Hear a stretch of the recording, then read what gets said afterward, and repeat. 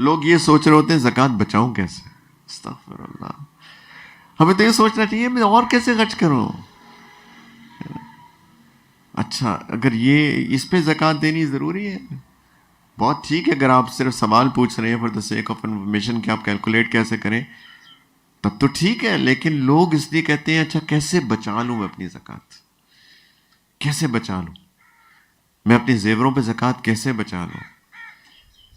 کچھ لوگ کہتے ہیں جی یہ تو زیور ہے نا، یہ تو میں نے اپنی وہ 2 سالہ بیٹی کے نام کر دیا، اس پہ تو زکوٰۃ نہیں ہے نا. جی وہ تو میں نے اس کو دے دیا.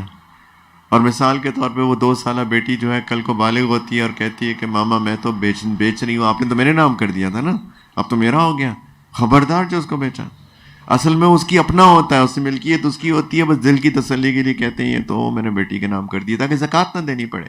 اللہ کی بندیوں، اللہ کے بندو، مال خرچ کرو.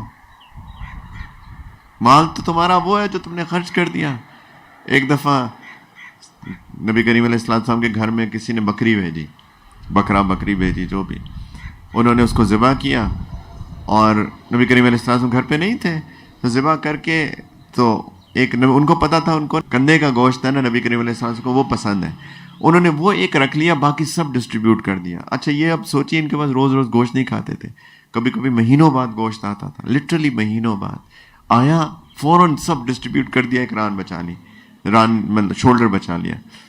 تو نبی کریم علیہ السلام گھر تشریف لائے تو سیدہ عائشہ رضی اللہ تعالیٰ عنہ کی غالباً حدیث نے فرمایا یا رسول اللہ اس طرح ہوا کہ ہم نے سب اس طرح کچھ رکھ لیا، کچھ ڈسٹریبیوٹ کر دیا. تو انہوں نے کہا کیا بچا؟ انہوں نے کہا یا رسول اللہ کندھے کا گوشت بچا. انہوں نے کہا اصل میں باقی سب بچ گیا کندھے کے گوشت کے علاوہ، جو تم نے اللہ کے لیے دوسروں کو خرچ کر دیا، ہدیہ دے دیا، تحفہ دے دیا، لوگوں کو بانٹ دیا، وہ بچ گیا. یہ تو اس کے علاوہ اصل سیونگ تو وہ ہے نا جو تم نے اللہ کے پاس بھیج دی، اللہ کے لیے دے دی. لیکن ہمارے دل اتنے چھوٹے چھوٹے، زکوٰۃ بھی نہیں دیتے لوگ.